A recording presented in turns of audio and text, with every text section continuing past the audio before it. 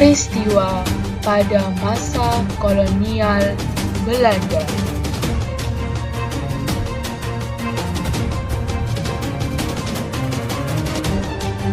Pada tahun 1595, Belanda berangkat dari Eropa di bawah pimpinan Cornelis de Houten.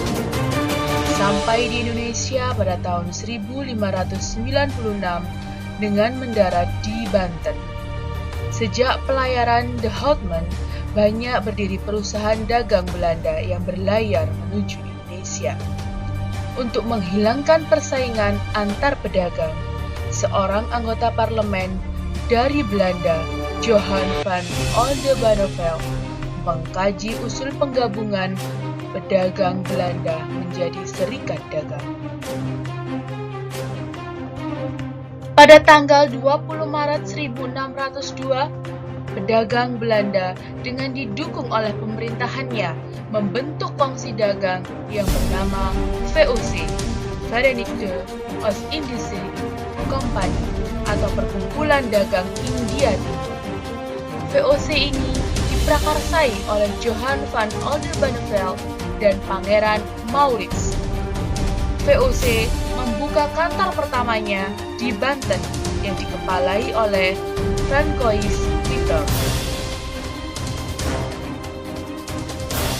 Tentunya, terbentuknya VOC di Indonesia memiliki tujuan tertentu, yaitu menghindari persaingan dagang yang tidak sehat antara sesama pedagang Belanda sehingga mendapatkan keuntungan maksimal, memperkuat posisi Belanda dalam menghadapi persaingan dagang bangsa Eropa, memonopoli perdagangan rempah-rempah, membantu dana pemerintah Belanda yang sedang berjuang menghadapi Spanyol yang menduduki Belanda, menguasai pelabuhan-pelabuhan penting, dan menguasai kerajaan-kerajaan Indonesia.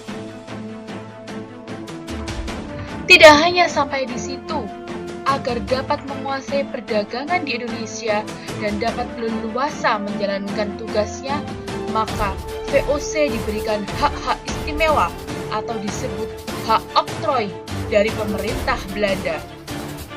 Berikut ini adalah hak-hak oktrooi dari VOC.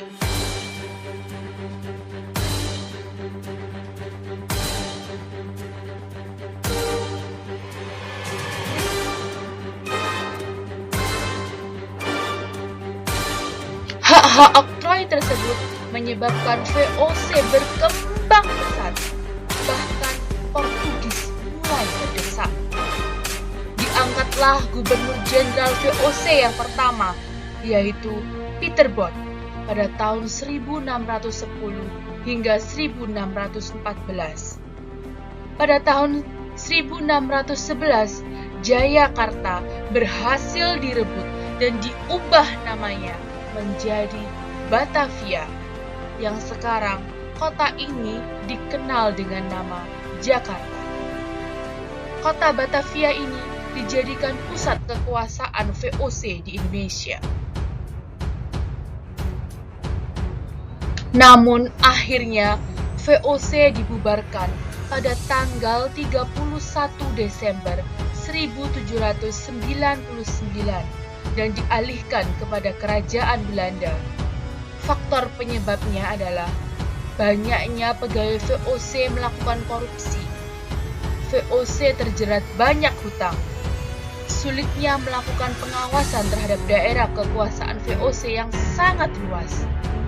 Meletusnya revolusi Prancis yang menyebabkan Belanda jatuh ke tangan Prancis di bawah pimpinan Napoleon Bonaparte. Penentangan oleh rakyat Indonesia terhadap VOC dalam bentuk peperangan yang banyak menyedot pembiayaan dan tenaga. Pada tanggal 15 Januari 1808, Herman William Daendels menerima kekuasaan dari Gubernur Jenderal Wyss. Daendels dibebani tugas mempertahankan Pulau Jawa dari serangan Inggris, karena Inggris telah menguasai daerah kekuasaan VOC di Sumatera, Ambon, dan Banda. Sebagai Gubernur Jenderal, langkah-langkah yang ditempuh Daendels antara lain meningkatkan jumlah tentara dengan cara mengambil dari berbagai suku bangsa di Indonesia, membangun pabrik senjata di Semarang dan Surabaya, membangun pangkalan armada di Anyer dan Ujung Kulon, membangun jalan raya dari Anyer hingga Panarukan sepanjang kurang lebih 1000 km, dan membangun benteng-benteng pertahanan. Daendels menerapkan sistem kerja paksa atau biasa kita sebut kerja roji. Daendels juga melakukan berbagai usaha untuk mengumpulkan dana dalam menghadapi Inggris, antara lain mengadakan penyerahan hasil bumi, memaksa rakyat menjual hasil buminya kepada pemerintah Belanda dengan harga yang sangat murah, mewajibkan rakyat Priangan untuk menanam kopi dan menjual tanah-tanah. Banyak reaksi mengenai kepemimpinan Daendels yang dianggap terlalu otoriter. Reaksi yang paling keras yaitu reaksi dari Banten.